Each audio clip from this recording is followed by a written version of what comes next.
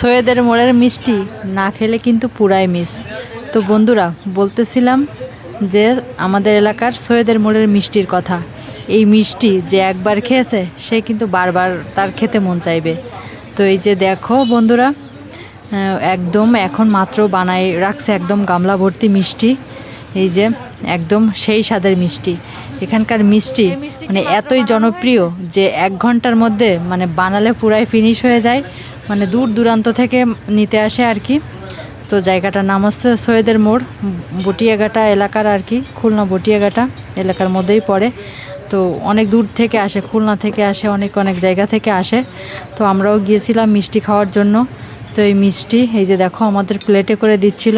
তো আমি এখন ভয়েস দিচ্ছি, এখন দেখে তো আমার এখন খেতে ইচ্ছা করছে। তো কী আর করার।